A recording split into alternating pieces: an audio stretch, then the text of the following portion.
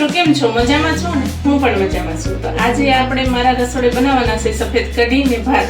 તો આપણે આજે આ સફેદ કઢીની રેસીપી લઈશું. તો એની માટે આપણે ભાત તો રાખી દીધા છે. પહેલા ભાત તો રાખી દીધા છે, એ સડે છે. આપણે સાઈડમાં કઢી વઘારવાની. વઘાર માટે જોશે આપણે લીમડો છે, લવિંગ છે, પછી તેજ, સૂકા લાલ મરચાં છે, ને આ તજ છે અને સૂકી મેથી. સૂકી મેથીથી વઘાર કરીને બહુ મસ્ત એનો ટેસ્ટ આવે છે. ને આ લસણ, આદુ ને લીલા મરચાં તીખા એને આપણે ખાંડી નાખવાના છે. ને આપણે ચણાનો લોટ છે, મીઠું છે, સિંગદાણાનો ભૂકો છે, ને આ ધાણા છે લીલા, ને થોડી ખાંડ જોશે ને તેલ વઘાર માટે. તો આપણે પહેલાં આની અંદર આપણે ચણાનો લોટ નાખી દઈશું. ખાટી છાશ લેવાની છે. ખાટી છાશમાં આપણે 2-3 ચમચી જેટલો ચણાનો લોટ લેવાનો છે. એની અંદર આપણે ધાણા જીરું નાખવાનું છે. બીજું કંઈ આપણે નાખવાનું નથી. લાલ મરચું નથી નાખવાનું, હળદર નથી નાખવાની. આપણે વ્હાઈટ કઢી બનાવીએ છીએ એટલે. તો એને આપણે બ્લેન્ડર ફેરવી નાખશું.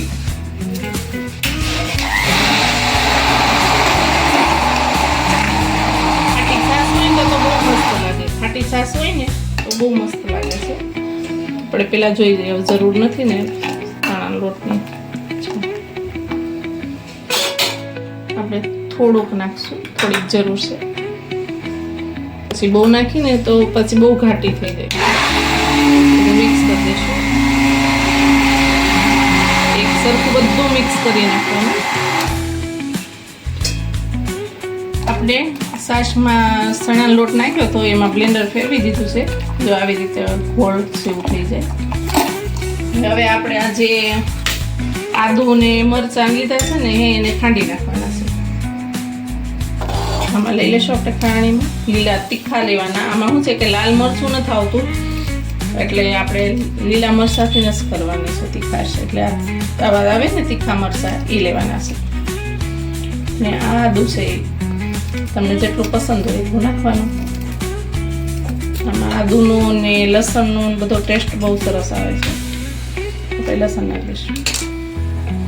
આપણે આ બધું ખાંડી નાખશું. થોડું મીઠું નાખીને તો ઉડે નહીં ને જલ્દી ખંડાઈ જાય, પેસ્ટ થઈ જાય જલ્દી. તો આપણે એને ખાંડી નાખશું. આપણે લસણ, આદુ, મરચાંની પેસ્ટ થઈ ગઈ છે. હવે આપણે વઘાર માટે ગેસ શરૂ કરીશું.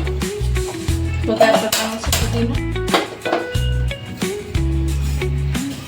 આપણે 1 પાવડો જેટલું તેલ મૂકીશું.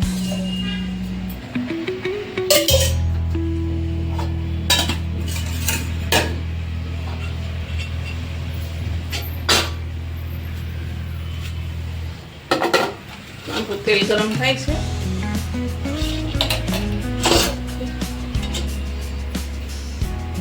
જોઈ લે, તેલ આવી ગયું છે, ગરમ થઈ ગયું છે. તેનું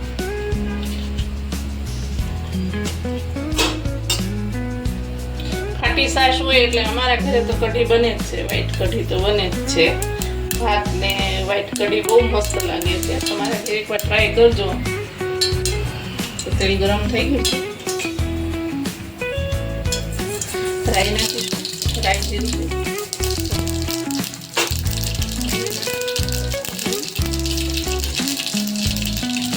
ને આપણે પેલા સૂકી મેથી લીધી છે ને એ નાખવાની. એને ગુલાબી રંગની થાવ દેવાની છે. એને પેલા આપણે નાખી દઈએ સૂકી મેથી.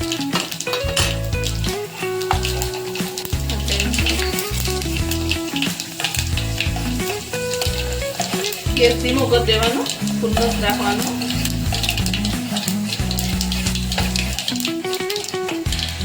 આપણે મેથી થઈ ગઈ છે ગુલાબી રંગની. તો આપણે એની અંદર આ જે લીમડો લીધો છે, લીમડો, લવિંગ, તજ અને સૂકા લાલ મરચાં બધું નાખી.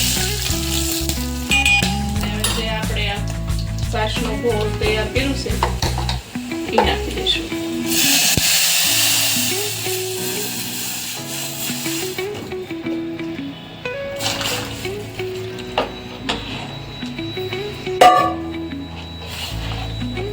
થઈ ગયું છે.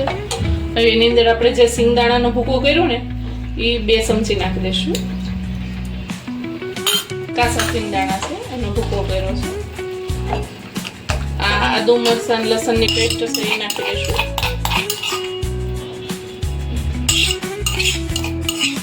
જો કોઈ લસણ ન ખાતા હોય નો નાખે તો પણ ચાલશે. મીઠું આપણે હમણાં નથી નાખવાનું, થોડીક વાર પછી આપણે મીઠું નાખીશું ને તો પછી આપણી સાસ એ ફાટી જશે. એટલે થોડીક વાર આપણે ફૂલ ગેસ કરશું. ફૂલ ગેસ એને ઉભરો આવવા દઈશું. કઢીમાં એક ઉબાળ આવી ગયો છે. આપણે હવે એમાં મીઠું નાખી દઈશું. પહેલા મીઠું નાખી દઈએ તો આપણી સાસ ફાટી જાય, તો આપણે એક ચમચી ભરીને આપણે મીઠું નાખી દઈશું. પછી વધુ ઓછું લાગે તો પાછું નાખવાનું શાખીને. ને ગળપણ માટે આપણે ખાંડ નાખી દઈશું. તમે ગોળ પણ નાખી શકો છો. આપણે એક ચમચી જેટલી ખાંડ નાખી દઈશું. હવે આને આપણે થોડીક વાર ધીમા ગેસે ઉકળવા દઈશું, એટલે પાકી જાય આપણી કઢી. આપણે ધીમા ગેસે એને રહેવા દઈશું.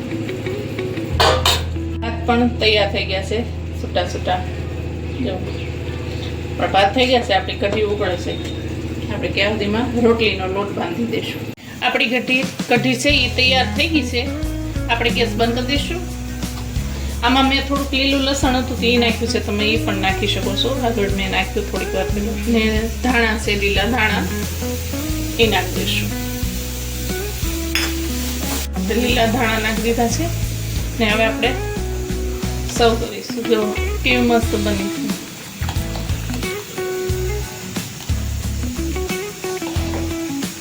કોકમીમાં એવું ક્યારે સાઈડમાં આપણે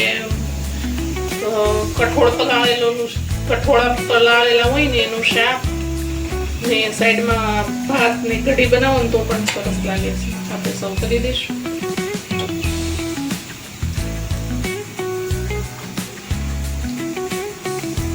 તૈયાર છે આપણા કઢી ભાત. હાલો બધા ખાવા. તૈયાર છે આપણે સફેદ કઢી ને ભાત. જો તમને મારી રેસીપી સારી લાગી હોય તો લાઈક કરો, શેર કરો, સબસ્ક્રાઇબ કરો. અને તમારા ઘરે કેવી રીતે બનાવો છો એની રીત શેર કરજો મારી સાથે. કમેન્ટ કરજો કેવી બની છે, તમે કેવી રીતે બનાવો એનું. ભલે મિત્રો, બાય.